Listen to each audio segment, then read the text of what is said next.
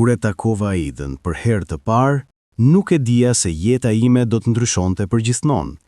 Ishte një ditë pranvere e vitit 2013, në dasmën e kushëririt tim në Prishtinë.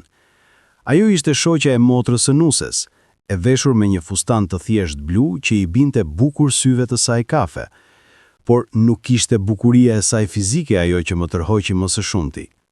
Ishte mënyra si fliste, si qeshte, si dëgjonte të tjerët me vëmendje të plot. Kishte diçka autentike tek ajo, diçka të rrallë në botën tonë të mbushur me pretendime dhe maska sociale. U afrova pranë saj me zemrën që më rrahte si të isha adoleshent, edhe pse isha tashmë 28 vjeç. Fillova një bisedë të thjeshtë për muzikën që po luante orkestra dhe ajo më përgjigji me një buzëqeshje që më ngrohi shpirtin. Folëm për orë të tëra atë natë, duke harruar botën rreth nesh. Më tha se ishte mësuese në një shkollë fillore, se i pëlqente të lexonte poezi dhe se ëndronte të udhëtonte nëpër botë. Unë i tregova për punën time si inxhinier ndërtimi, për pasionin tim për arkitekturën tradicionale shqiptare dhe për dashurinë time për malet tona.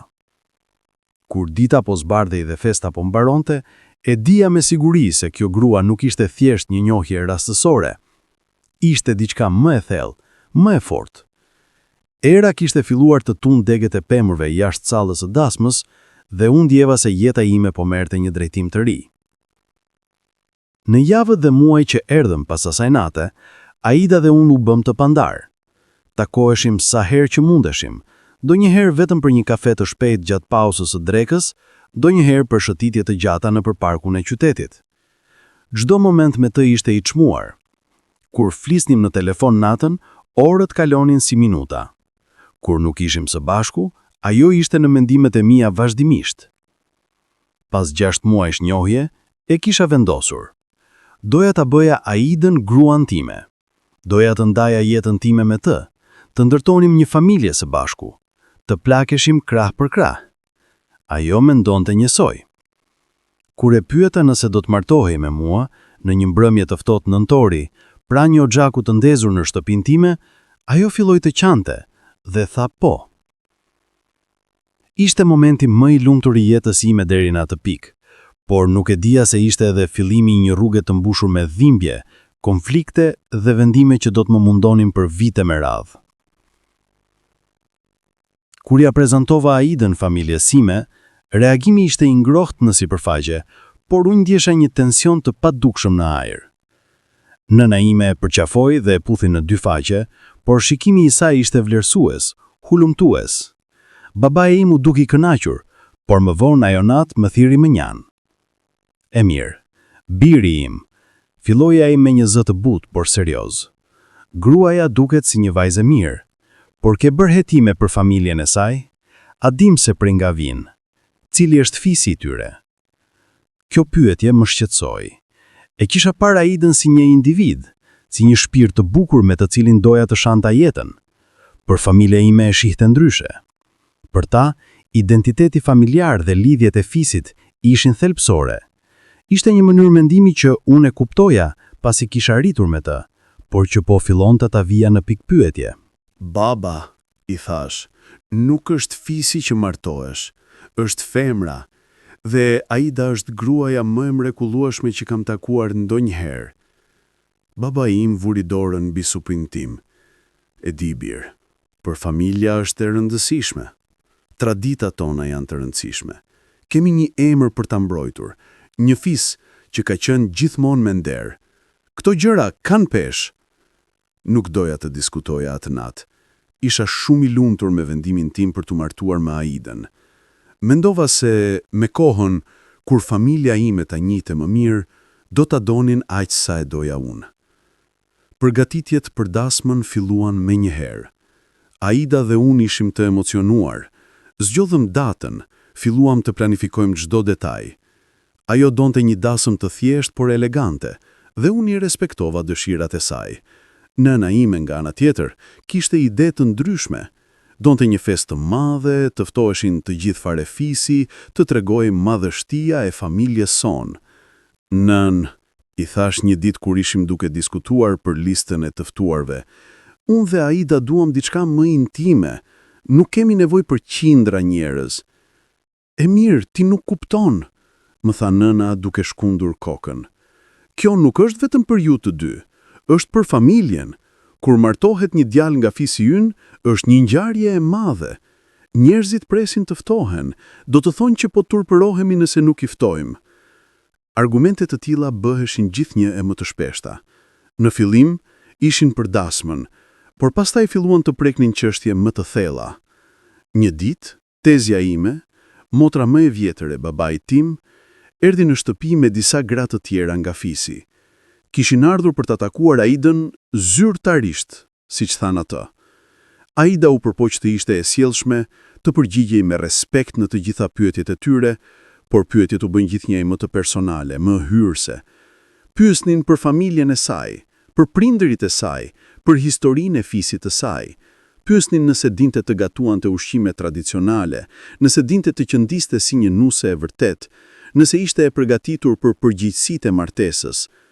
Më vonë atë natë, kur mbetëm vetëm, Aida më tha me lot në sy: "E mirë, nuk ndihem sikur po më pyesin për të më njohur. Ndihem sikur po më vlerësojnë si një mall në treg." E përqafova fort. E di dashuria ime, dhe më vjen keq për këtë, por familja ime është kështu. Ata janë tradicionalist. Do të mësohen me ty, do ta shohësh. Ajo më shikoi me ato sytë e saj të mëdhenj kafe. Por a mësohesh ti me këtë, e mirë? A je i lumtur duke parë se si po më trajtojnë? Pyetja e saj më goditi thellë, sepse e vërteta ishte se nuk isha i lumtur, por e doja familjen time, dhe e doja edhe atë, dhe shpresoja se mund të gjenim një mënyrë për t'i bërë të dyja palët të lumtur. Dasma u mbajt në një ditë të bukur qershori. Dielli shkëlqente në qiell dhe era e lehtë pritaste erë lulesh nga kopshti i sallës së dasmës. Aida duke i mahnitshme në fustanin e saj të bardhë, dhe kur e pash duke ecur drejt meje në ceremoninë e martesës, zemra ime po shpërthente nga lumturia. U betuam dashuri për jetë përpara Allahut, përpara familjeve tona dhe përpara miqve tanë. Në atë moment, të gjitha shqetësimet e mëparshme u zhdukën. Ishte vetëm unë dhe ajo, duke filluar një kapitull të ri të jetës sonë së bashku. Festa ishte e madhe, shumë e madhe se sa kishim planifikuar fillimisht. Nëna ime kishte insistuar dhe unë kisha pranuar duke menduar se ishte më mirë të mos filloja martesën me konflikte familjare. Kishte qindra të ftuar, muzikë të gjallë, ushqim të bollshëm. Të gjithë duket se kalonin mirë, por unë vërejta se Aida po lodhi nga kërkesat sociale të panumërta. Duhet të takonte dhe të fuste në mend qindra fytyra të reja, të mbante shënime mentale për lidhjet familjare komplekse, të buzëqeshte dhe t'ishte e hishme, pavarësisht lodhjes. Pas dasmës, u zhvendosëm në apartamentin ton të ri, një vend të bukur në katin e 5 të një ndërtese moderne. E kishim mobiluar së bashku, duke zgjedhur çdo gjë me kujdes. Ishte strehimi ynë, vendi ku do të ndërtonim jetën tonë së bashku. Muajt e parë të martesës ishin mahnitës. Çdo mëngjes gjoheshim në krahët e njëri tjetrit dhe ndjeheshim si njerëzit më të lumtur në botë. Gatuanim së bashku, shihnim filma natën, diskutonim për të ardhmen tonë. Deshëm të kishim fëmijë natyrisht.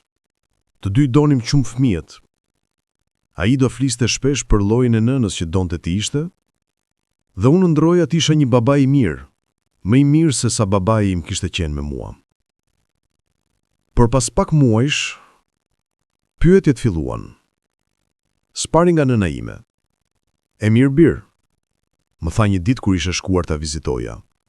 "Si është Aida? A ka ndonjë lajm të mirë për të na dhënë?" E kuptova menjëherë se për çfarë po më pyeste. "Nën, jemi të martuar vetëm 5 muaj. Ka kohë." 5 muaj janë mjaft kohë, tha ajo me një shprehje që nuk pranonte kundërshtim. Kur u martova me baban tënd, mbeta shtatzën brenda 3 muajve. Është e rëndësishme të mos presi shumë. Një fëmijë sjell bekim në familje. Nuk dija se si t'i përgjigjesha. Kishte të drejtë në një farë mënyre që fëmijët ishin të rëndësishëm për ne, por presioni që po fillonte të ndërtoi më shqetësonte. Dhe gjëja e fundit që doja ishte ta stresoja Aidën më këto biseda. Por pyetjet nuk ndaluan. Çdo herë që vizitonin familjen time, dikush do të pyeste. Tezet, xhaxhallarët, kushërinjt, të gjithë duket se kishin një opinion për sa kohë do të presnin përpara se të kishin fëmijë. Disa ishin të drejtë për drejtë, të tjerët ishin më të heshtur në sugjerimet e tyre. Apo kujdeseni si duhet për veten? Do të pyeste njëra nga tezet. A keni vizituar ndonjë doktor? Do të sugjeronte një tjetër. Aida filloi të ndihet gjithnjë me keq. Një natë pas një darke veçanisht të vështirë me familjen time, ajo shpërtheu në lot. Nuk e duroj më, Emir, tha ajo duke qarë në krahët e mi. Çdo herë që shkojmë atje, ndihem sikur po më hetojnë, sikur po më gjykojnë, dhe gjithçka që duan të dinë është nëse jam shtatzën. Sikur kjo është e vetmja gjë që ka vlerë tek unë. Aida, dashuria ime, i thash duke e mbajtur fort, ti je më shumë se kaq. Ata thjesht janë të emocionuar për mundësinë e një nipi të ri, nuk e bëjnë me qëllim të keq. Por ndihem si një dështim, tha ajo me një zë të thyer. Çdo muaj që kalon dhe nuk jam shtatzën, ndihem sikur po zhgënjej të gjithë, po zhgënjej ty. Ti nuk po më zhgënjen kurrë, i thash me forcë. Unë të dua ty, jo për fëmijët që mund të kemi apo jo, të dua për atë që je. Por, edhe ndërsa thoja këto fjalë, ndihesha një peshë në zemrën time, sepse edhe pse besoja plotësisht në atë që po thoja, nuk mund të mohoja se edhe unë doja fëmijë, dhe çdo muaj që kalonte pa ndonjë shenjë shtatzanie, edhe unë ndihesha një zhgënjim të vogël, një shqetësim të vogël që po rritet ngadalë. Një vit u kalua që nga martesa jonë, dhe ende nuk ishte ndodhur asgjë. Aida dhe unë po jetonim një jetë të lumtur në shumë aspekte. Punët tona shkonin mirë, relacioni ynë ishte i fortë, gëzonim kohën që kalonim së bashku. Por mungesa e një shtatzanie po fillonte të hidhëronte gjithçka. Presioni nga familja ime u bë më intensiv. Nuk ishin më pyetje të buta apo sugjerime të heshtura. Tani ishin diskutime të hapura, shqetësime të shprehura drejt për drejt. Babai im më thirrri në një takim privat. Shkuam në një kafenet të qetë, larg nga shtëpia, ku dinte se nuk do të na dëgjante askush. Emir, filloi ai pasi porositëm kafen ton. Duhet të flasim për një çështje serioze. Aida dhe ti jeni martuar tashmë një vit. Kjo është kohë e mjaftueshme, por ende nuk ka asnjë shenjë fëmie. Baba, këto gjëra marrin kohë, u përpoqja ta bindja. Jo të gjithë mbeten shtatzën me njëherë. E di këtë, tha ai duke ulur zërin, por duhet pyesësh veten, a ka ndonjë problem? A është diçka që nuk po shkon mirë? Nuk ka asnjë problem, insistova, edhe pse nuk isha plotësisht i sigurt. Aida dhe unë nuk kishim bërë ende ndonjë test apo kontroll mjekësor. Kishim vendosur të mos stresoheshim dhe të linim natyrën të merrte rrugën e saj. Atëherë ndoshta duhet vizitonin ndonjë doktor, tha babai im, të siguroheni se gjithçka është në rregull, për të dyja palët. Kjo sugjerim më shqetësua. Pse thua për të dyja palët? Apo nën kupton diçka për Aidën? Nuk po nën kuptoj asgjë, tha shpejt. Po them vetëm se është e mençur të kontrolloheni të dy. Por dëgjoj mirë, dua të them diçka tjetër. Në fis, po fillojnë të flasin. Këto fjalë më ftohën gjakun. Po flasin për çfarë? Po flasin për martesën tënde. Po pyesin pse nuk ka fëmijë ende. Dhe disa po fillojnë të sugjerojnë se ndoshta ka diçka që nuk shkon me Aidën. Ndjema zemërimin duke mu ngritur në gjoks. Si guxojnë të flasin kështu? Nuk e njohin Aidën, nuk kanë të drejtë të gjykojnë. E di bir, por kështu funksionon fisi. Njerëzit flasin, dhe kur flasin, fjalët përhapen. Unë po të them këtë që të jesh i përgatitur, dhe gjithashtu që të mendosh seriozisht për të vizituar një doktor. Ajo bisedë më prishi të gjithë ditën. Kur shkova në shtëpia të mbrëmje, Aida vuri re menjëherë se diçka nuk shkonte mirë. Çfarë ka ngjarë? Më pyeti. Fillimisht u përpoqja t'i fshihja, por ajo insistoi, kështu që ja tregova atë që kishte thënë babai im, duke u përpjekur ta formuloja në mënyrën më të butë të mundshme. Aida ul në divan, fytyra e saj u bë e bardhë. Pra tani gjithë fisi po flet për mua. Po më fajsojnë mua për diçka që as nuk e dim nëse është problem fare. Askush nuk po të fajson, u përpoqja të qetësoja, edhe pse e dija se nuk ishte krejt e vërtet. Ata thjesht janë të shqetësuar. Jo e mirë, tha ajo me një zë që dridhej. Ata nuk janë të shqetësuar, ata po më gjykojnë. Prej ditë së parë që u martua me ty nuk kam djerë kur se jam pranuar plotësisht prej tyre. Dhe tani kjo. Ndoshta do t'ishte ide e mirë të shkonim te një doktor, jo për shkak të tyre, por për ne, për të qetësuar mendimet tona. Ajo më shikoi me një shprehje të dhimbshme. A mendon se e ka diçka që nuk shkon me mua? Jo, thash me njerë, por kontrollimi nuk ka gjë të keqe. Të paktën do të dim se gjithçka është në rregull. Pas disa ditësh diskutimi, Aida pranoi. Morëm një takim me një mjeke ginekologe të njohur në Prishtinë. Vizita ishte e pakëndshme për Aidën siç e kisha parashikuar, por doktoria ishte e sjellshme dhe profesionale. Bëri disa teste dhe na tha se do të kishim rezultate brenda disa javësh. Javët e pritjes për rezultatet ishin tortur, çdo ditë ndihej si një shekull. Aida po bëhej gjithnjë më e heshtur, më e mbyllur. Edhe kur po përpiqeshim të veprojmë normalisht, tensioni i papërshkrueshëm mbartej mesnjësh. Kur më në fund erdhi dita për të dëgjuar rezultatet, të dy ishim jashtëzakonisht nervoz. Shkuam te kabineti doktores me duar të ndërthurura, duke u përpjekur të jemi të fortë për njëri tjetrin. Doktoria na ftoi të ulemi dhe hapi dosjen ton. Shprehja e saj ishte serioze, profesionale.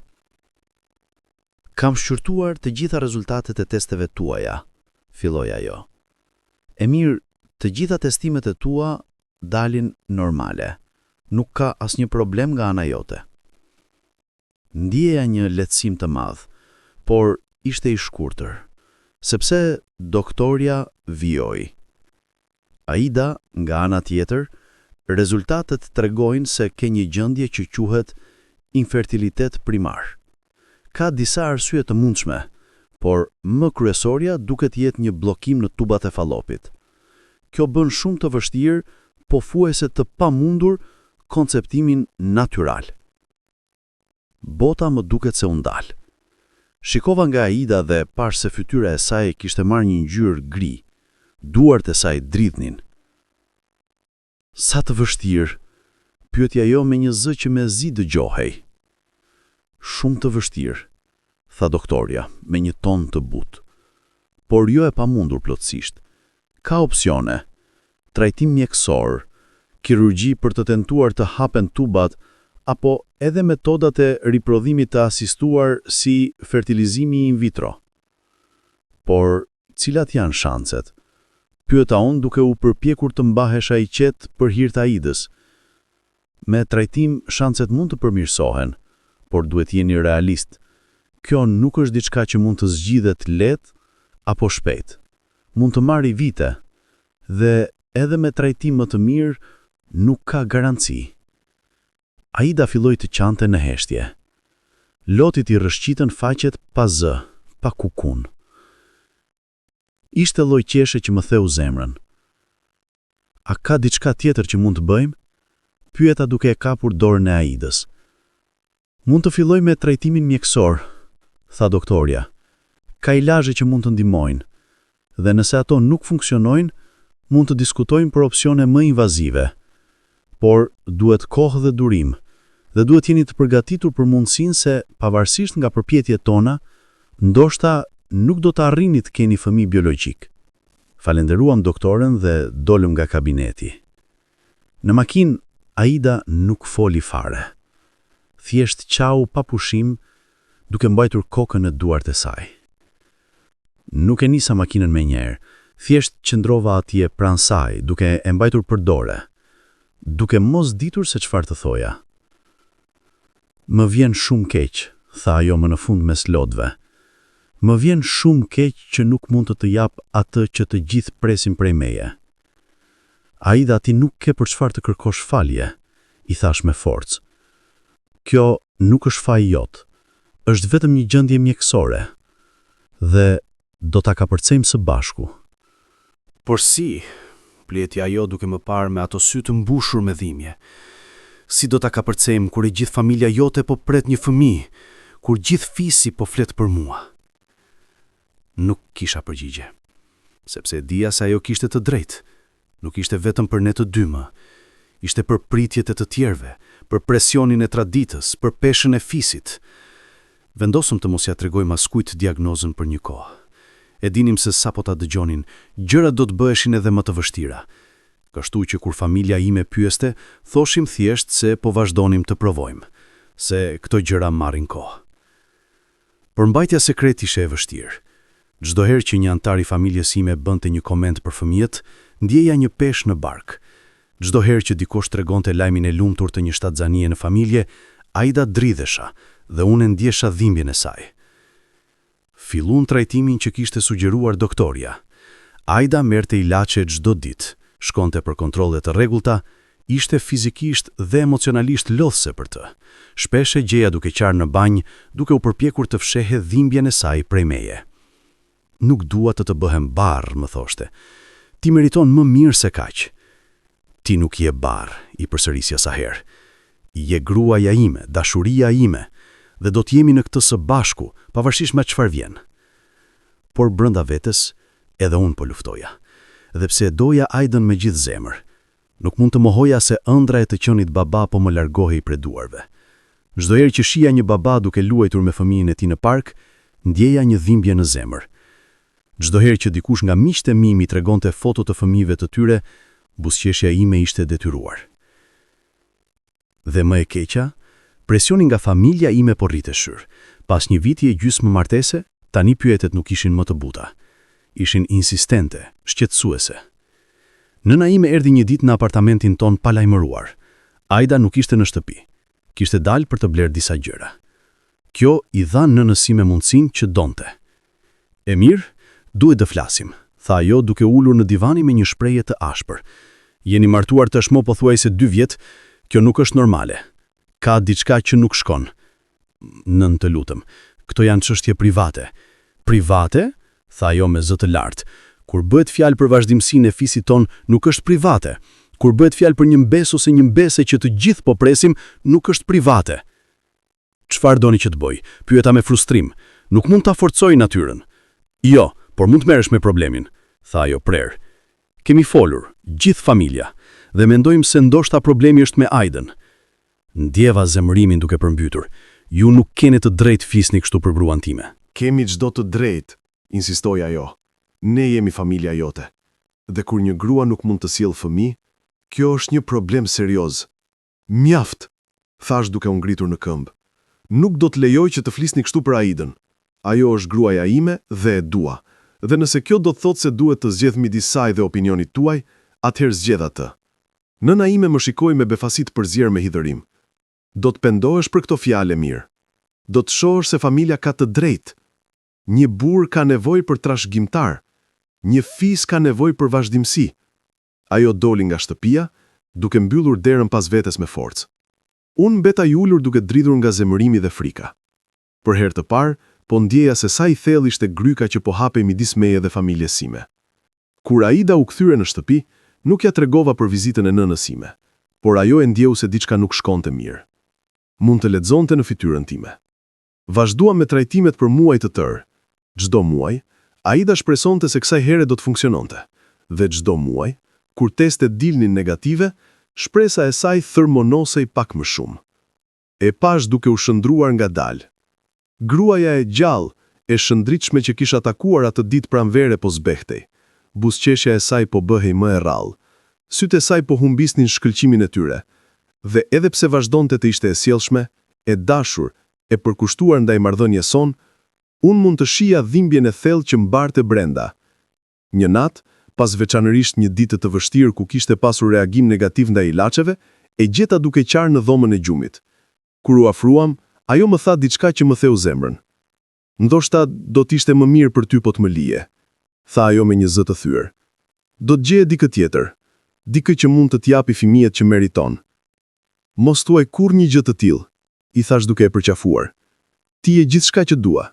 Jo fëmijët, jo përgjigje ndaj familjes, jo asgjë tjetër. Vetëm ty. Por çka lloj gruaje jam nëse nuk mund të sjell fëmijë? Pyeti ajo.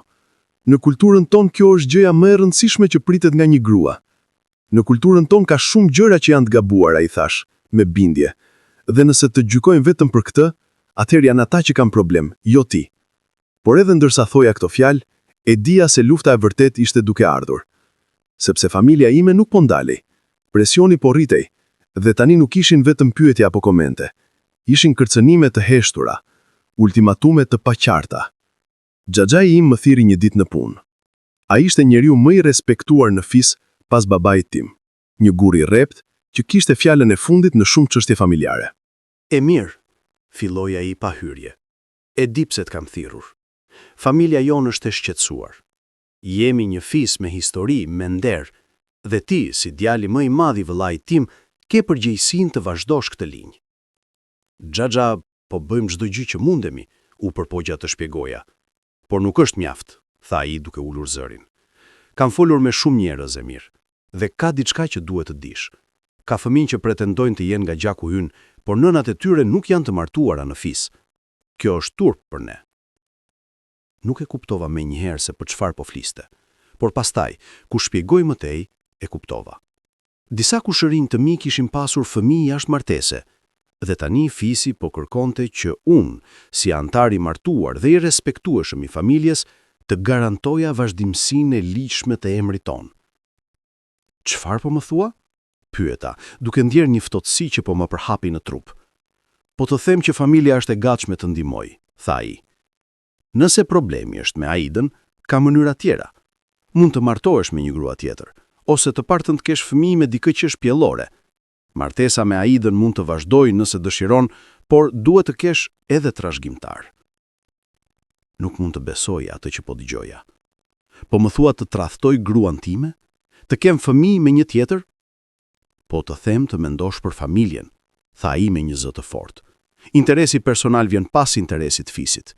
Kjo është mënyra jon, tradita jon. Unë ngrita në këmbë, duke dridhur nga zemrimi. Kjo nuk është tradita ime, dhe nuk do ta bëj kurrë një gjë të tillë. Atëherë ke bërë një zgjedhje, tha xhaxhai im me një ton përfundimtar. Dhe duhet të dish se kjo zgjedhje ka pasoja. Dola nga takimi i tronditur. Kisha njohur gjithë jetën time presionin e fisit, por kurrë nuk e kisha imagjinuar se do të shkonte aq larg. Tani nuk po kërkonin thjesht që Aida dhe unë të kishin fëmijë.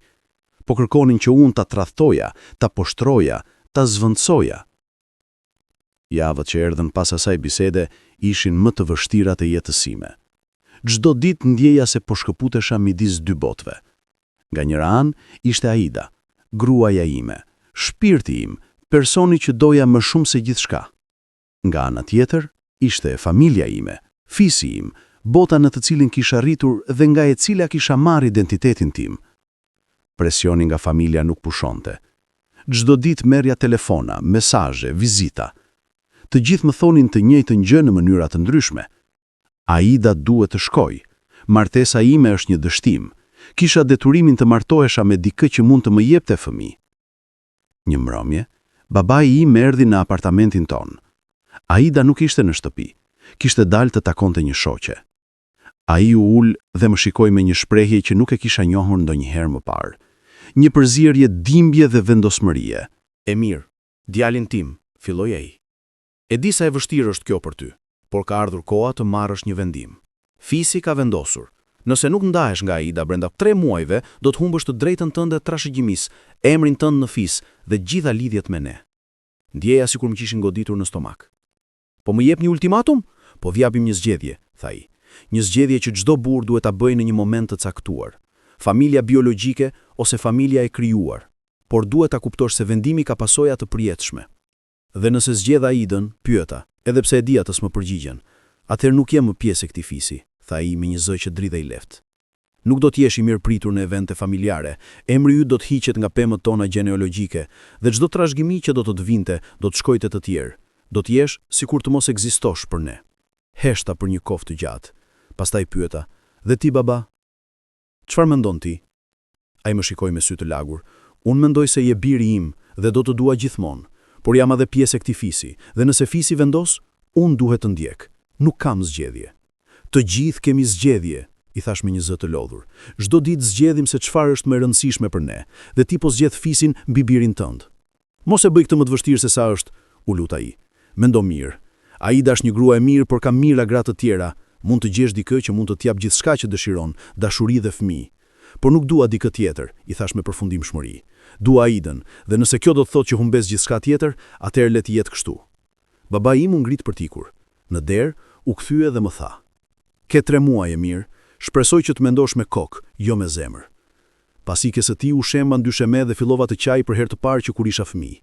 Qava për martesën time që po shkatrohej nga presioni i jashtëm, qava për Aidën që po vuante çdo ditë, qava për fëmijët që ndoshta nuk do t'i kisha kurrë, qava për familjen që po mbraktiste, dhe qava për veten time që isha kapur në mes i gjithë kësaj dhimbje.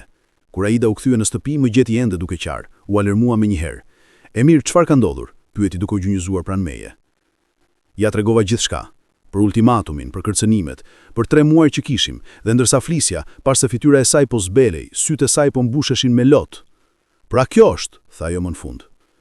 "Ata më duan jashtë, edhe tani po të vendosin ty para zgjedhjes më të mëshirshme që ekziston. Dhe unë të zgjedh ty", thash menjëherë, pa dyshim, pa hezitim, "të zgjedh ty." Por ajo tundi kokën. "Jo e mirë, nuk mund ta lejoj të humbasësh gjithçka për mua. Familja jote, identiteti yt, e ardhmja jote, të gjitha këto janë shumë të rëndësishme. Jo aq të rëndësishme sa ti", insistova. "Dëgjoj mua", tha ajo duke më kapur fytyrën me duart e saj. "E kam menduar për këtë prej muajsh. E di se çfarë po kalon edhe kur përpiqesh ta fshehesh. E shoh dhimbjen tënde çdo herë që sheh një fëmijë, e dëgjoj hezitimin në zërin tënd kur flasim për të ardhmen. Dhe e di se një pjesë e jotes, edhe pse nuk e do, po pendohet që u martove me mua." "Kjo nuk është e vërtet", protestova. "Ndoshta jo tani", tha ajo me lot që i rrëshqitnin faqet. "Por do t'jetë. Një ditë, kur t'jemi të vjetër dhe t'jemi vetëm ne të dy, pa fëmijë, pa nipër, pa atë zhurmë të bukur që vjen me një familje të madhe, atë ditë do të pendohesh. Dhe nuk dua që ajo pendim të shkatrojë dashurinë që kemi. Aida, të lutem, mos fol kështu", u luta. "Duhet të ndahemi e mirë", tha ajo me një vendosmëri që nuk e kisha dëgjuar kurrë më parë. "Jo sepse nuk të dua, por pikërisht sepse të dua. Meriton me jesh i lumtur, meriton të kesh fëmijët që dëshiron aq shumë, dhe meriton të mos jesh i shkëputur nga familja jote. Por ti je familja ime tani", thash duke e përqafuar. "Ti je gjithçka që kam nevojë." Ajo më ktheu përqafin dhe qëndruam kështu për një kohë të gjatë, duke qarë së bashku, duke ditur që diçka thelbësore po thyej midis nesh dhe nuk mund të riparohej më. Pas asaj nate, diçka ndryshoi midis nesh. Edhe pse vazhdonte të jetonim së bashku, të flinim në të njëjtin shtrat, të ndanim momente të përditshme, kishte një distancë të re që po rritej. Ishte sikur të dy po përgatiteshin për një ndarje të pashmangshme. Aida filloi të sistemonte gjërat e saj ngadalë. E vërejta se po paketonte foto, libra, objekte personale. Kur e pyeta, më tha thjesht se po organizonte, por të dy e dinim se çfarë po bënte në të vërtetë. Po përgatitej të largohej. Unë, nga ana tjetër, po luftoja me veten time çdo ditë. Një pjesë e meje donte të luftoj, të qëndronte fort, të thotë jo ndaj familjes dhe të mbronte martesën time me gjithë forcën që kisha. Por pjesa tjetër, pjesa që nuk doja ta pranoja, po fillonte të mendonte për atë që do të thotë të humbasësh gjithçka. Familjen, fisin, identitetin. Dhe kishte edhe diçka tjetër që nuk doja ta pranoja. Dëshirën time të thellë për fëmijë. Çdo herë që shihja një fëmijë në rrugë, ndjeja një dhimbje fizike. Çdo herë që një mik më tregonte lajme të lumtura për një shtatzani, buzëqeshja ime ishte e dhimbshme. Doja të isha baba aq shumë sa po më hante brenda. Një natë, rreth një muaj para skadimit të ultimatumit, Aida dhe unë u ulëm për një bisedë të vërtetë. Kishim shmangur këtë moment për javë, por nuk mund ta shtyni më. "E mirë", filloi ajo duke mbajtur duart e mia. "Duhet jemi të sinqert me njëri tjetrin. Jo të sjellshëm, jo mbrojtës, thjesht të sinqert." Andova, lu përpoqja të përgatitesha për atë që do të vinte. "Dua që të më thuash të vërtetën", vazhdoi ajo. "A më don ende? A do të ishe i lumtur të kalosh të gjithë jetën me mua duke ditur që nuk do të kemi kurrë fëmijë?" Heshta për një kohë të gjatë, duke u përpjekur të gjeja fjalët e duhura. "Të dua më shumë se çdo gjë tjetër në këtë botë", fillova. "Por do të gënjeja po të thoja se mungesa e fëmijëve nuk më dhemb. E dhem çdo ditë. Dhe sa më shumë kohë kalon, aq më shumë dhemb." Ajo andoi, sytë e saj u mbushën me lotës, por më inkurajoi të vazhdoja. Dhe familja, pyeti, a mund të jetosh pa ta? A mund të jesh i lumtur duke ditur që ke humbur gjithçka për mua? Nuk e di, thash me sinqeritet. Dua të them po, dua të besoj po, por e vërteta është se nuk e di, sepse kur nuk jam gjendur në një situatë të tillë më parë. Faleminderit që je i sinqert, tha ajo duke buzëqeshur mes lotësh. Dhe tani dua të them të vërtetën time. Nuk mund të jetoj duke ditur që je i pakënaqur. Nuk mund të shoh çdo ditë dhimbje në sytë e tu kur sheh një fëmijë. Nuk mund ta mbaj veten përgjegjëse për të shkatruar marrëdhënien tënde me familjen. Ti nuk po shkatron asgjë, protestova. Ata janë që po shkatrojnë. Ndoshta, tha ajo. Por rezultati është i njëjtë. Dhe nëse vazhdojmë kështu, do të përfundojmë duke urrëtur njëri tjetrin. Do të kthehemi në simbolin e gjithë shkaje që ke humbur, dhe nuk dua që kjo të jetë historia jonë. Pra, çfarë po thua? Pyeta edhe pse e dija tashmë. Po them që është koha të ndahemi, tha ajo me një zë që dridhej. Jo sepse nuk dashëm, por sepse na dashëm aq shumë sa që duam që tjetri të jetë i lumtur, edhe nëse kjo do të thotë jemi veçmas. Ajo natë ishte një nga më të dhimbshmet jetës sime. Ne qëndruam zgjuar deri në mëngjes, mbajtur njëri tjetrin, duke qarë, duke kujtuar momentet e bukura që kishim ndarë. Folëm për ditën kur u njohëm, për dasmën tonë, për ëndrrën tona për një të ardhme së bashku. Dhe ngadalë, po i lam të shkojnë të gjitha ato ëndra. Procesi i divorcit ishte i shpejtë sipas standardeve ligjore, por çdo ditë ndjehesha si një vit. Aida zhvendosi gjërat e saj te një shoqe, dhe unë mbeta në apartamentin që kishim ndarë, i rrethuar nga kujtimet. Familja ime ishte e kënaqur natyrisht. Kur u dëgjuan lajmet, mora telefona urimesh. Xhaxhai im më tha që kisha bërë zgjedhjen e duhur. Nëna ime filloi menjëherë të më flas për vajza të tjera që mund takoja, familje të tjera me të cilat mund të lidhesha, por unë nuk ndjeja kënaqësi. Ndjeja vetëm një zbrasti të madhe që po më gëlltiste nga brenda. Ditën kur dokumentet e divorcit u bën zyrtare, takoha me Aidën për herë të fundit. Ishim rënë dakord të takoheshim në parkun ku kishim ecur shpesh gjatë ditëve tona të para të njohjes. Ajo duke e godhur, por prapë e bukur. Kishte humbur pesh, fytyra e saj ishte më e hollë, por sytë e saj ende kishin atë ngrohtësi që më kishte tërhequr që nga fillimi. Si je? Pyeta edhe pse ishte pyetja më e kotë në botë. Mbijetoj, tha ajo me një buzëqeshje të dhimbshme. Edhe ti? E njëjta gjë. Ecëm në heshtje për një kohë, duke ndier peshën e asaj që po humbasim. E mirë, tha ajo më në fund. Dua të dish diçka? Nuk të fajsoj për asgjë. E di sa e vështirë ishte kjo për ty. Dhe e di që vendimi për të ndarë ishte i duhuri, edhe pse e dhëm si feri. Nuk ishte vendimi i duhur, thash me një zë të thyer. Vendimi i duhur do të kishte qenë të qëndroj me ty, të luftoj për martesën tonë, të them jo ndaj familjes. Por e di që nuk mund ta bëje, tha ajo duke më kapur dorën. Dhe është në rregull, sepse të njoh. E di se sa i rëndësishëm është identiteti yt familjar për ty dhe e di se sa shumë dëshiron fëmijë. Nuk mund të kisha kërkuar që të hiqe dorë nga të gjitha këto për mua. Por ti ishe më e rëndësishmja. Isha, tha ajo duke buzëqeshur mes lotësh. Por ndonjëherë dashuria nuk është mjaft. Ndonjëherë ka forca të tjera që janë më të forta, tradita, pritjet, dëshira të thella që nuk mund të injorojmë. Qëndruam në heshtje për një kohë. Pastaj ajo më tha diçka që do të mbaja në zemrën time për gjithmonë. Dua të dish se këto 2 vite me ty ishin më të lumtura të jetës sime, tha ajo. Pavarësisht nga dhimbja në fund nuk do të ndryshoje asgjë, sepse më dhe mundësinë të ndjeja një dashuri të vërtetë, të pastër, dhe kjo është një dhuratë që do ta çmoj gjithmonë.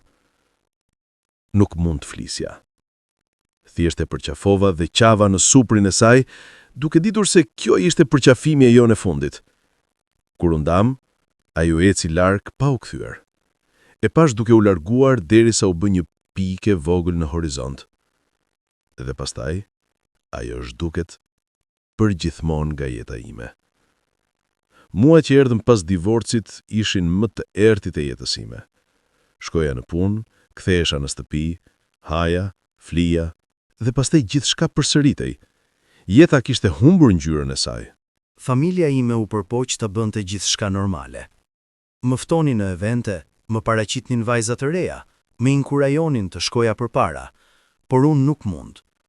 Çdo herë që dikush më fliste për martesë apo për të ardhmen, ndjeja një rënje të stomakut. Dhe më e keqja ishte që nuk mund ta urrënia familjen time plotësisht. Edhe pas gjithçkaje që kishin bërë, ata ishin ende gjaku im. Babai im, nëna ime, vëllezërit dhe motrat e mia, i doja të gjithë, edhe kur ndjesha zemërim ndaj tyre. Një vit kaloi, dhe pastaj një tjetër.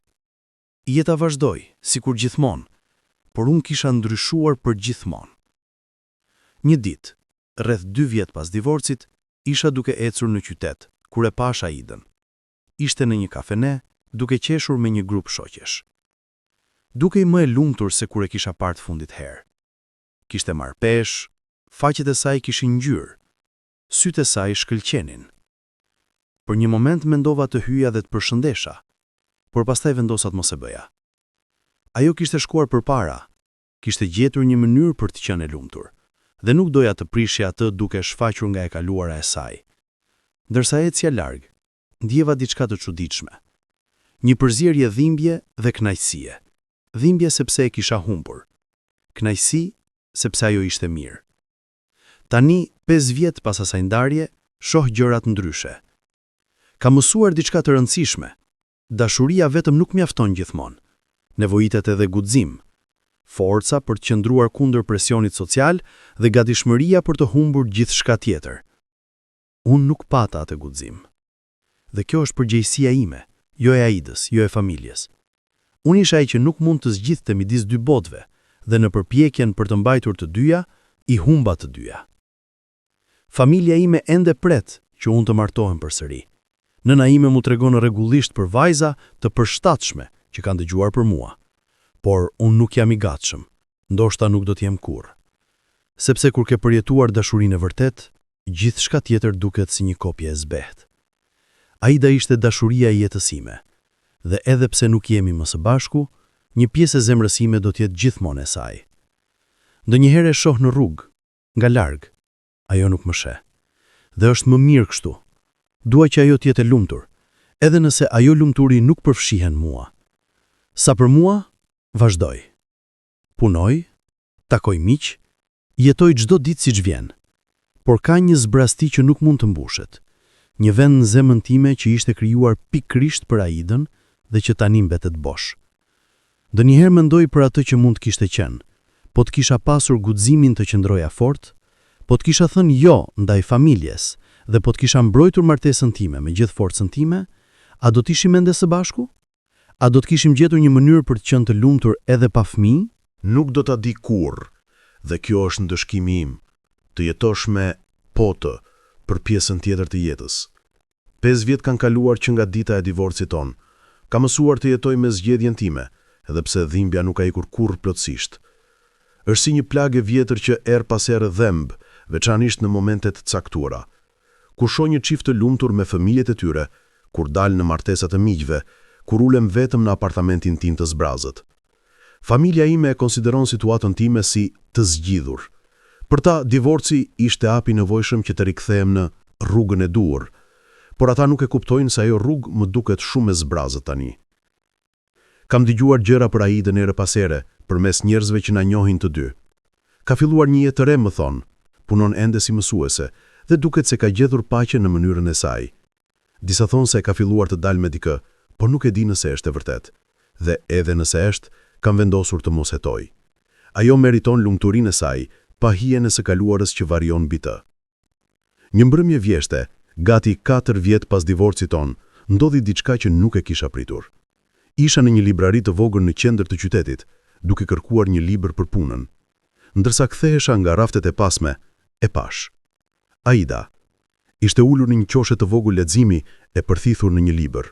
Duke i ndryshme, flokut pak më të gjatë, e veshur më thjesht, por me një elegancë natyrale që gjithmonë e kishte pasur. dhe kishte diçka tjetër, një qetësi në të, një paqe që nuk e mbaja mend nga koha jonë së bashku. Për një moment mendova të kthehesha dhe të ikja pa u parë, por pastaj, sikur të kishte ndjer pranin time, ajo ngriti kokën. Sytan u takuan. Për disa sekonda, asnjëri nuk lëvizi. Pastaj ajo buzëqeshi, një buzëqeshje të vogël, të trishtuar, por të vërtet. Unë u afrova ngadalë. Aida, thash me një zë që me zi dëgjohej. E mirë, tha ajo duke mbyllur librin. Është kaluar kohë e gjatë. Po, thash, duke ulur në karrigen përballë saj, duke mos e ditur nëse kisha të drejta bëja atë. Si je? Mirë, tha ajo. Më mirë se sa kam qenë prej shumë kohësh në të vërtet. Këto fjalë më dhembën, edhe pse nuk duhej. Ishte e drejtë që ajo të ishte mirë, por një pjesë e vogël egoiste e maje shpresonte se ndoshta ajo më kishte munguar aq sa unë isha munguar për të. Gëzohem ta dëgjoj, thash, dhe mendoja sinqerisht. E ti? Pyeti ajo. Si e ti, Emir? Si të përgjigjesa në këtë pyetje? Si ti thosha se çdo ditë ende mendoja për të? Se martesa jonë e shkurtër ende ishte gjëja më e rëndësishme që më kishte ndodhur ndonjëherë. Se pendimi më hante të gjallë. Po vazhdoj, thash më në fund. Puna shkon mirë. Familja është familje. Ajo kuptoi çfarë nuk thash. Gjithmonë kishte qenë e mprehtë në leximin tim. Janë martuar? Pyeti ajo, me një kuriozitet të përmbajtur. Jo, thash. Nuk jam i gatshëm. Një shprehje e çuditshme kaloi në fytyrën e saj, befasi të përzierë me diçka tjetër që nuk mund të identifikoja. 5 vjet janë kaluar e mirë, tha ajo but. Familja jote duhet jetë duke të shtyrë. Janë, pohova. Por unë nuk mund. Jo ende. Heshtja u zgjat midis nesh, i mbushur me gjithçka që nuk po thoshim. E mirë, filloi ajo me në fund. E di që nuk kam të drejtë të pyes, por duhet ta di. A pendohesh për gjithçka që ndodhi? E shikova drejt për drejt në sy. Çdo ditë. Por jo për atë që mendon ti. Çfarë do të thuash? Nuk pendohem që u martova me ty, shpjegova. Pendohem që nuk pata guxim të luftoj për ne. Pendohem që e lash presionin e familjes të më mposhtej. Pendohem që nuk isha burri që të meritoje. Sytë e saj u mbushën me lot. Mos thuaj kështu. Ti ishe burri më i mirë që mund të kisha shpresuar. Situata ishte e pamundur. Ishte, pranova. Por duhet kishte pasur një mënyrë. Dhe nuk e gjet atë. Ajo shtriu dorën dhe preku dorën time për një moment të shkurtër. Ne të dy nuk e gjetëm atë. Ishte përgjegjësia e të dy tanave, jo vetëm e jotja. Folëm për pothuajse një orë në atë librari, duke kapur vitet e humbura. Më tha që kishte filluar të shkruante histori të shkurtra që i ndihmuan ta përpunonte dhimbjen. Më tha që kishte mësuar të jetonte me diagnozën e saj, ta pranonte si një pjesë të saj, por jo si gjithçka që ajo ishte. Pastaj, më tha diçka që më tronditi. Ka diçka tjetër që duhet dish, tha ajo duke ulur zërin. Rreth 2 vjet pas divorcit ton, vendosa të bëj akoma disa teste. Mjeku i më tha pa trajtime të reja që po dilnin. Dhe gjatë atyre testeve, zbuluan diçka të çuditshme. Zemra më filloi të rrahte më shpejt. Çfarë? Diagnoza origjinale ishte e gabuar, tha ajo me një zë që drithej. Apo më sakt, kishte ndryshuar. Nganjëherë ndodh kështu. Gjendjet që ti kanë të përhershme në fakt mund të ndryshojnë me kohën. Bllokimi në tubat e mi kishte qenë një ndezje që pas trajtimit dhe kohës ishte përmirësuar. Nuk mund të besoj atë që po dëgjoja. Çfarë po thua? Po them që mund të kisha fëmijë tani, tha ajo me lot që i rrëshqitën faqet. Shanset nuk janë të përsosura, por ekzistojnë. Mjeku tha se mund të jem shumë më pjellore se sa u diagnostikova fillimisht. Ndjeja sikur dyshemeja po hapej poshtë meje. Gjithë kjo dhimbje, gjithë kjo vuajtje, gjithë kjo humbje. Dhe tani 5 vjet më vonë zbuloja se ndoshta nuk kishte qenë e nevojshme. Pse nuk ma the më herët? Pyeta, zërim me zi një përshpëritje. Sepse nuk do të ndryshonte asgjë. Sepse nuk do të ndryshonte asgjë. Edhe po të kisha thënë, çfarë do të kishte ndodhur? Do të ishim rikthyer së bashku? A do të kishte pranuar familja jote tani që e dinin historinë? A do të kishin ndaluar presionin? Kisha të drejtë. Edhe me këtë lajm, gjërat nuk do të kishin ndryshuar. Familja ime tashmë më kishte etiketuar si të martuar me një grua sterile. Kthimi te ajo pas vitesh, edhe me mundësinë e një shtatzanie, do të ishte parë si dobësi, si mungesë dinjiteti. Por tani që e di, tha ajo duke më kapur dorën përsëri, dua që ta dish diçka. Edhe pse jeta ime po vazhdon, ti do të jesh gjithmonë një pjesë e zemrës sime. Ishe dashuria ime e vërtet. Dhe pavarësisht nga gjithçka që ndodhi, nuk do ta ndryshoja kohën që kaluam së bashku. Asun, thosh, duke shtrënguar dorën e saj. Kur? Ne u ndam atë mbrëmje me një përqafje të gjatë. Të dyja, duke ditur se ndoshta ishte hera e fundit që do të flisnim. Kur e pash duke dal nga libraria, e ditur se ajo po shkonte drejt një jete të re, një të ardhmjeje që nuk më përfshinte, ndjeva një dhimbje të re, por edhe një lloj paqeje. Ajo po shkonte përpara. Dhe ndoshta ishte koha që edhe unë ta bëja këtë. Pas atij takimi, diçka ndryshoi brenda meje. Për 5 vjet kisha jetuar në një lloj limboje, duke mos qenë plotësisht këtu as atje. Por tani, për herë të parë, fillova të mendoja seriozisht për të ardhmen time. Dhe pjesa e parë e asaj të ardhmeje ishte përballja me familjen time. Organizova një darkë familjare, diçka që nuk kisha bërë vullnetarisht prej vitesh. I ftova të gjithë, prindrit e mi, xhaxhallarët, tezet, vëllezrit dhe motrat. Kur të gjithë u mlodhen, u ngrita për të folur. Mund të shija befasi në fytyrat e tyre. Unë kur nuk kisha qenë ai që mbante fjalime. E di që kjo është e papritur, por ka gjëra që duhet të thuhen, gjëra që kam mbajtur brenda për shumë kohë. Nëna ime duke e shqetësuar, babai im kishte një shprehje të palejueshme. 5 vjet më parë, vazhdova, u ndava nga gruaja më e mirë që kam njohur ndonjëherë. Jo sepse nuk e doja, jo sepse ajo nuk më donte, por sepse presioni nga ky fis, nga kjo familje, u bë i padurueshëm. Disa njerëz filluan të protestonin, por i ndala me një gest dore. Më lejoni të mbaroj, ju lutem, thash me një zë të fortë. Për 5 vjet kam jetuar me pendim.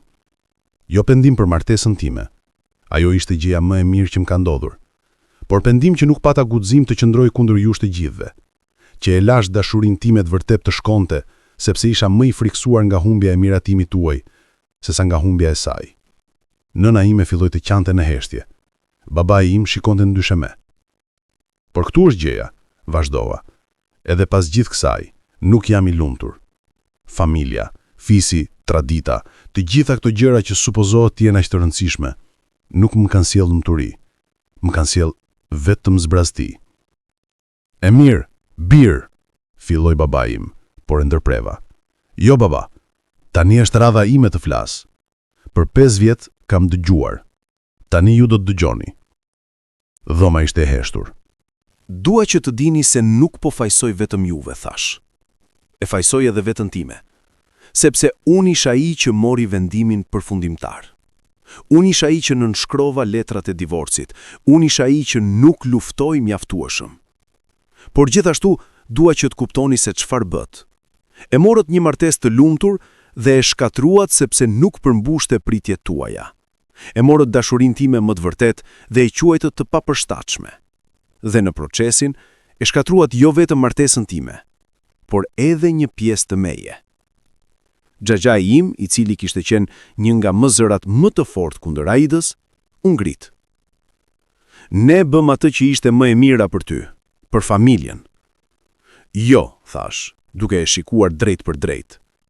Ju bët atë që ishte më e mirë për egon tuaj, për përfytyrimin tuaj se si duhet të jetë jeta ime.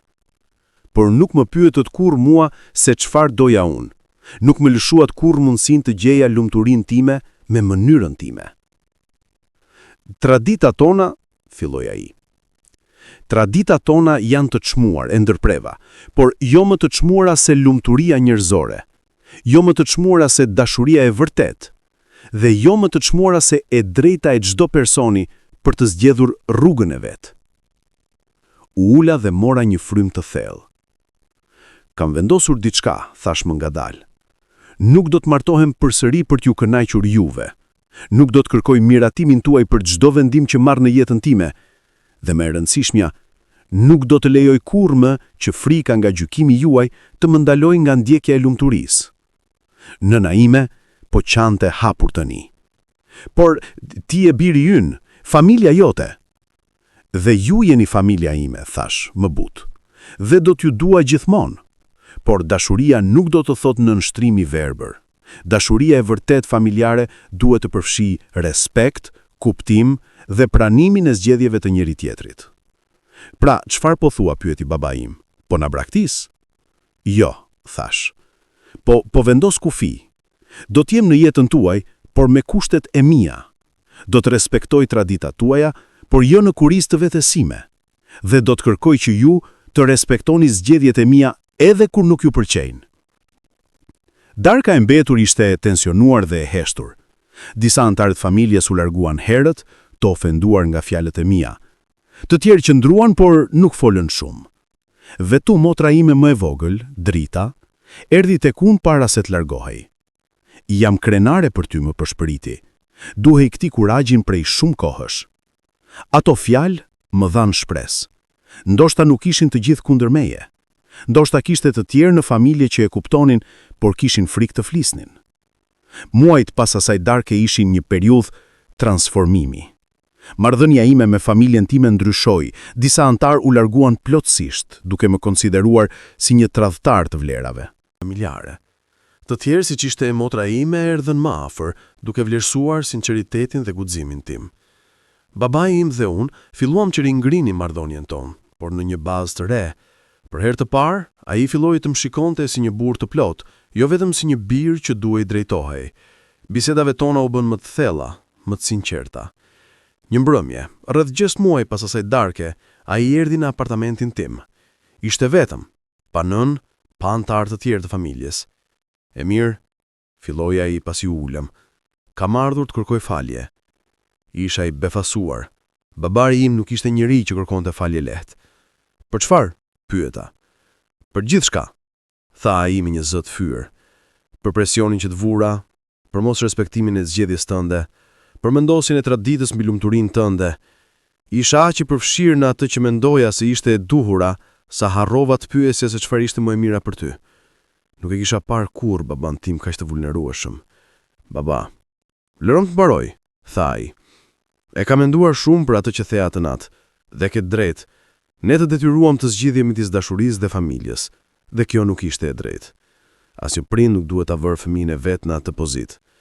Faleminderit që po e thua këtë, thash, duke ndjerë lot që po më mbushin syt.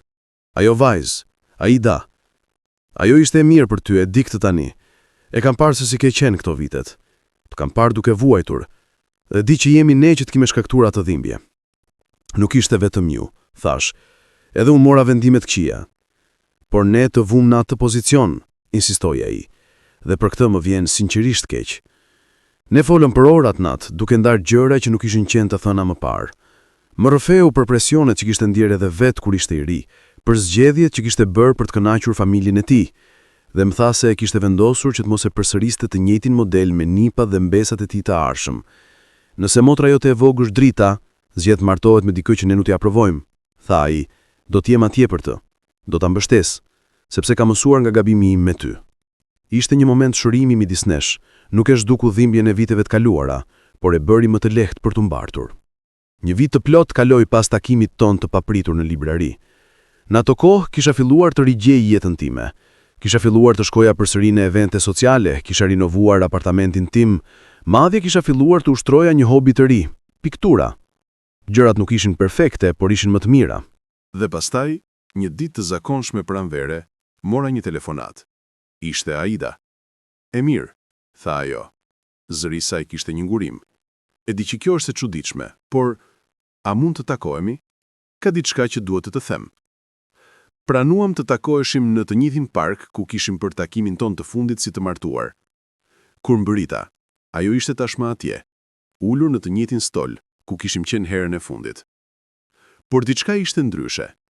Kishte një shkëlqim në të, një lumturi që nuk e kisha parë prej vitesh. E mirë, filloi ajo pasi u ula. Së pari, faleminderit që erdhe.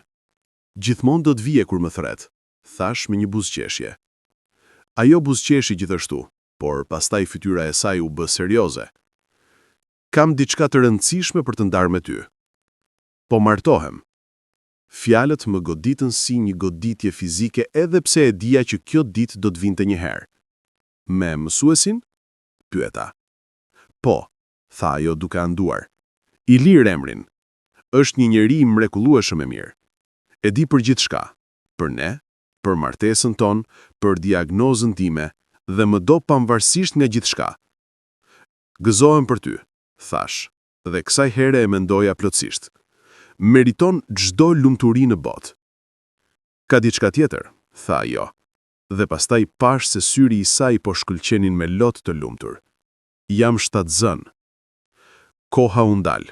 Bota rreth meje u bë e mjegullt.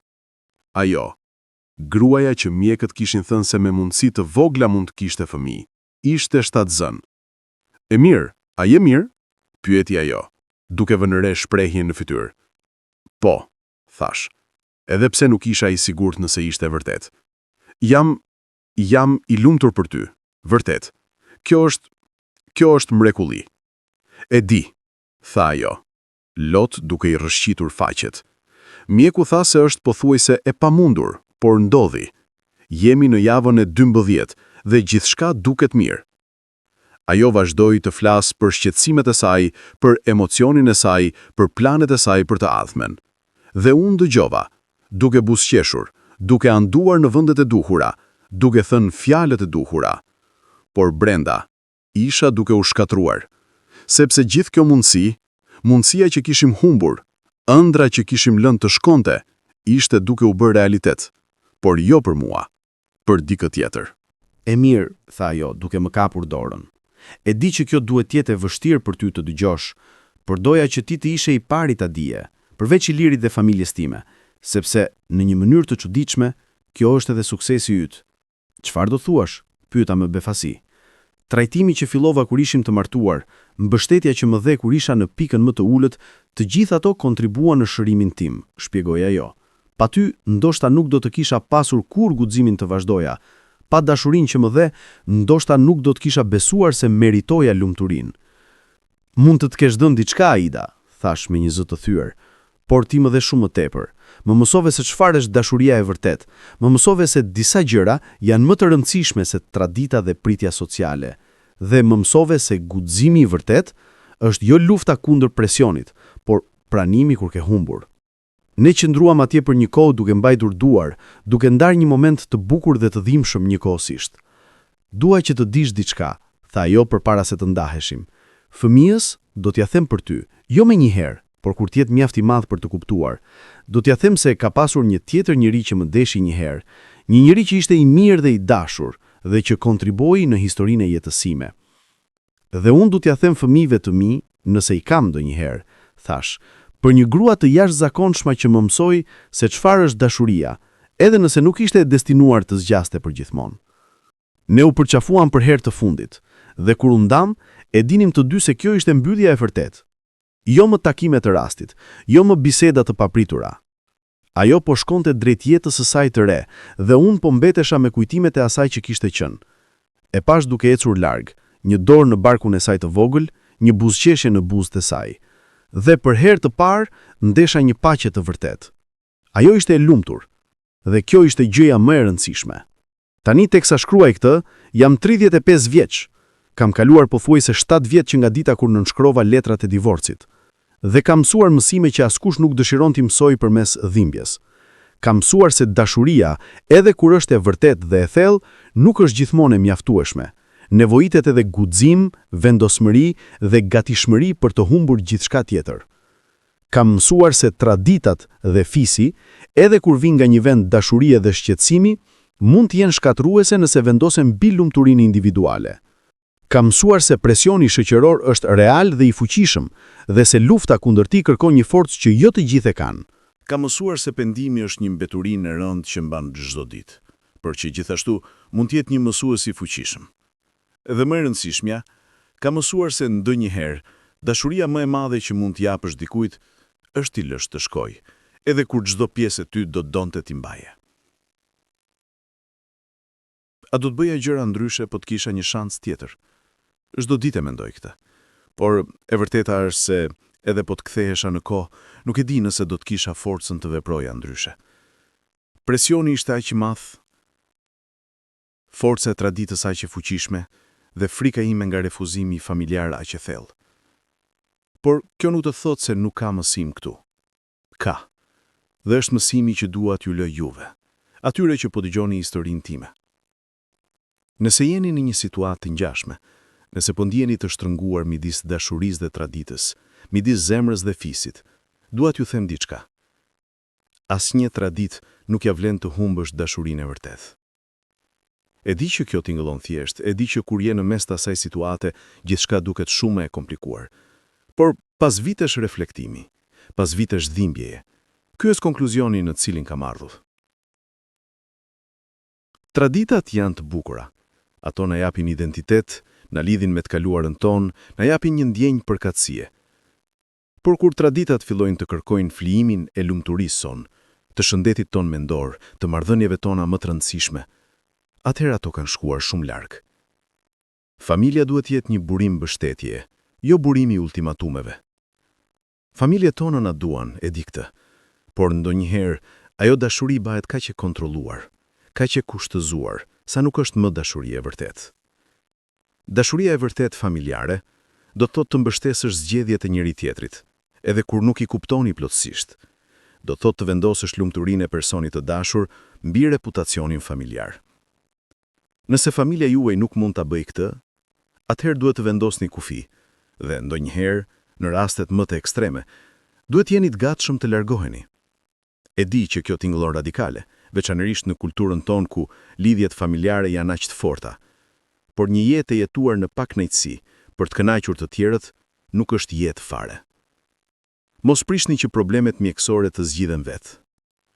Një nga gabimet më të mëdha që bëra ishte të mos kërkoja ndihmë mjekësore më herët. Kur Aida dhe unë morëm vesh për diagnozën, tashmë presioni kishte shkuar shumë dëm në marrëdhënien tonë. Nëse do të kishim shkuar te mjeku një vit më herët, ndoshta do të kishim më shumë kohë, më shumë opsione, më pak presion. Nëse jeni duke përjetuar vështirësi me konceptimin, mos i lejoni turpit apo frikës t'ju ndaloj nga kërkimi i ndihmës profesionale. Dhe, më e rëndësishmja, mos lejoni që dikush tjetër, pavarësisht nëse është familja apo jo, t'ju bëjë të ndiheni të turpëruar apo të pamjaftueshëm për shkak të një gjendje mjekësore. Infertiliteti nuk është dështim personal. Kjo është diçka që Aida dhe unë duhet ta kishim kuptuar më herët. Shoqëria jonë, dhe veçanërisht në kulturën tonë tradicionale, shpesh trajton infertilitetin, veçanërisht e gratë, si një lloj dështimi, por kjo është e gabuar në çdo nivel. Infertiliteti është një gjendje mjekësore, jo një defekt karakteri, nuk tregon asgjë për vlerën e një personi, për aftësinë e tyre për të dashur, për kontributin e tyre në jetë, dhe një marrëdhënie që bazohet vetëm në aftësinë për të prodhuar fëmijë, nuk është marrëdhënie e vërtetë, është një transakcion. Përballeni me presionin herët, jo vonë. Një gabim tjetër që bëra ishte të mos konfrontoja presionin familjar mjaftueshëm herët. Në fillim, menduam se mund ta injoroshim, se do të kalonte, por sa më shumë prisnim, aq më i fortë bëhej presioni. Deri në fund, ishte bërë aq i papërballueshëm sa nuk kishim më opsione.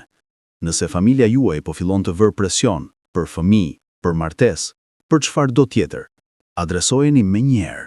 Vendosni kufi të qartë, bëjeni të qartë se ndërsa i respektoni mendimet e tyre, jeta është e juaja për ta jetuar. Po, kjo do të krijojë konflikt. Po, do të jetë e pakëndshme.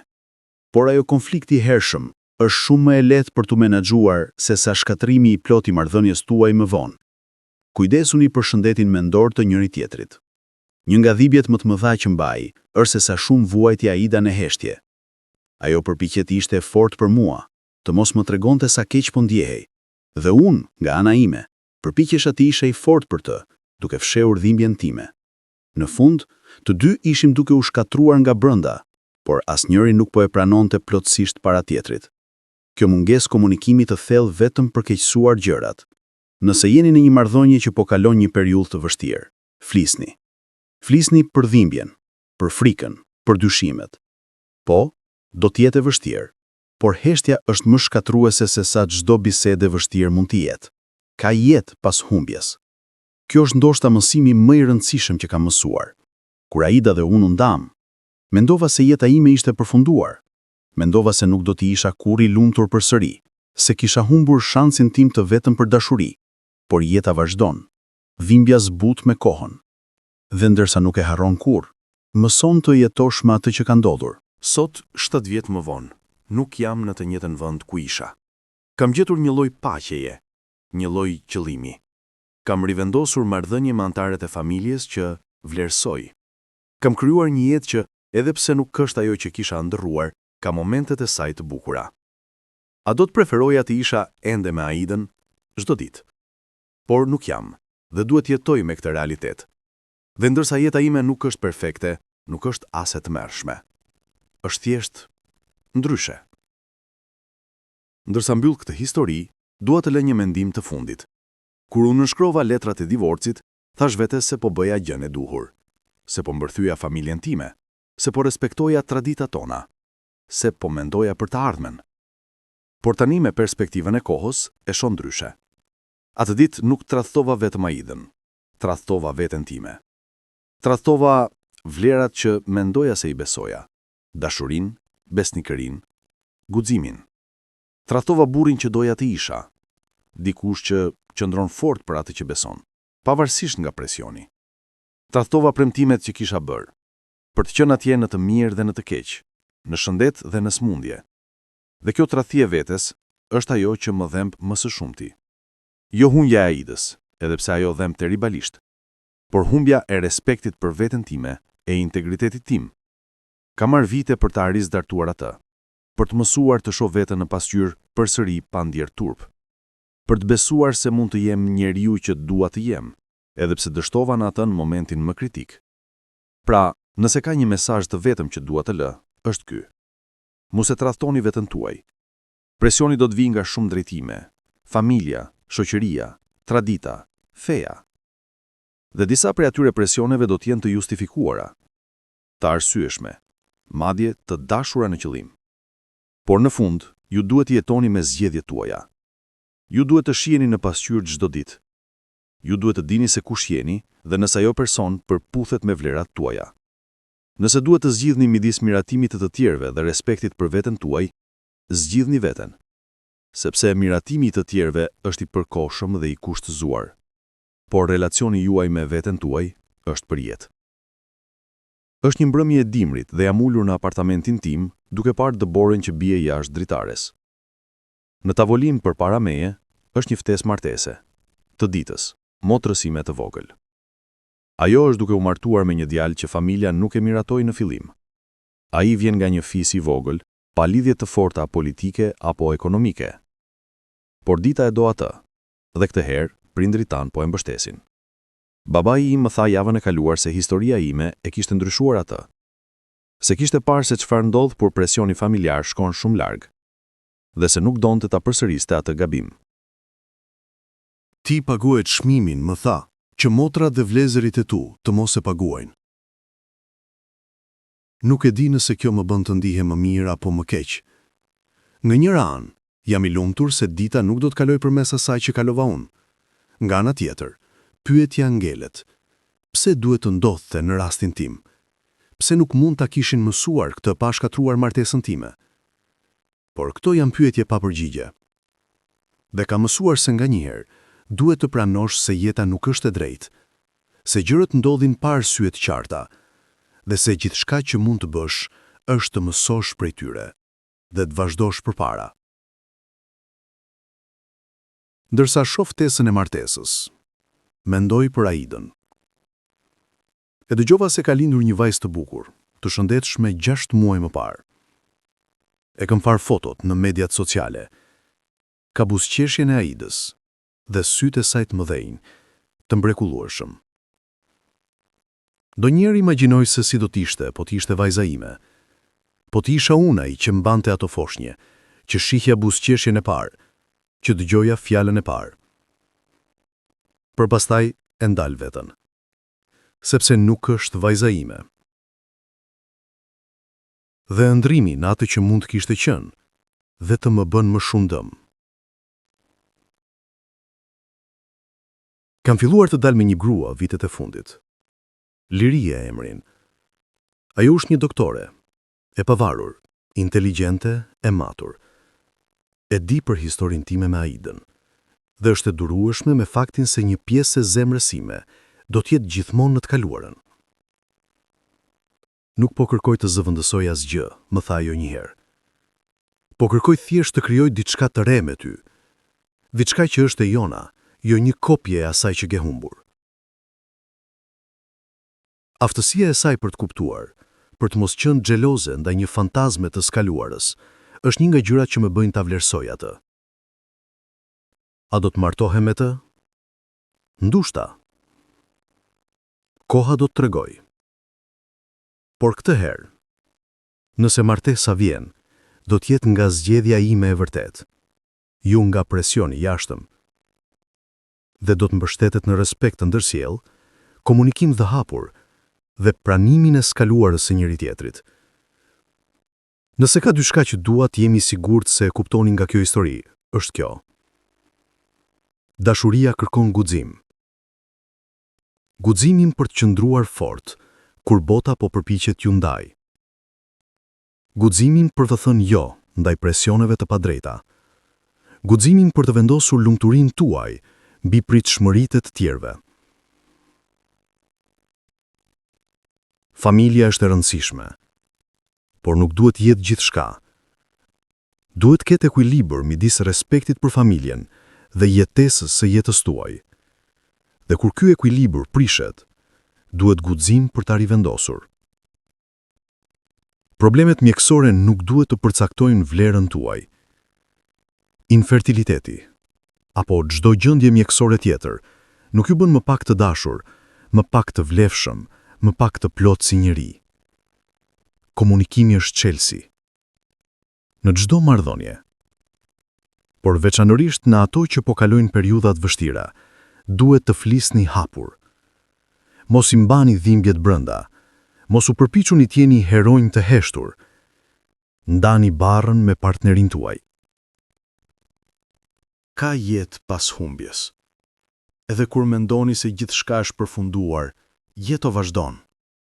Dhe me kohën, durim dhe punë mbi veten, mund të gjeni një lloj paqeje, një lloj lumturie të re, por më e rëndësishmja, mos e lini që pendimi të jetë shoku juaj i përjetshëm. Nëse jeni në një situatë ku duhet të zgjidhni midis dashurisë dhe presionit jashtëm, mendojeni mirë, sepse zgjedhja që bëni tani do të jetë me ju për pjesën tjetër të jetës. Unë kam mësuar ta jetoj me zgjedhjen time. Kam gjetur mënyra për ta bërë paqen me atë që ndodhi. Por nëse do të kisha një shans tjetër, do ta bëja ndryshe. Do të luftoja më fort, do të qëndroja më gjatë, do të zgjidhja dashurinë, edhe nëse kjo do të thotë të humbja gjithçka tjetër. Sepse në fund, kur jemi në shtratin e vdekjes, nuk do të mendojmë për opinionin e fisit, nuk do të mendojmë për reputacionin familjar, do të mendojmë për njerëzit që donim, për momentet që ndam me ta, dhe për shanset që nuk i morëm. Mos jeni si unë, mos e lini që frikat ju ndalojnë nga dashuria, mos e lini që tradita të ju vjedh lumturinë, dhe mos e lini që presioni të tjerëve t'ju bëjë të tradhtoni atë që dini në zemër se është e drejtë. Jetoni me guxim, doni me forcë, dhe kur mos pëndohuni për të qenë ju vetë. Kjo është historia ime, e dhimbshme, e paplot, e mbushur me gabime, por është e imja. Dhe tani e ndaj me ju me shpresën se ndokush, diku, do të mësoj prej saj. Do të marr vendimin që unë nuk pata guximin ta merrja, dhe do të jetojmë jetën që unë nuk pata kur ajo ta jetoja. Për Aidën, gruan që do të doja gjithmonë, edhe nga largësia. Dhe për të gjithë ata që po luftojnë mes dashurisë dhe detyrës, mes zemrës dhe traditës, qëndroni të fortë. Zgjidhni dashurinë, sepse në fund vetëm dashuria do të mbetet.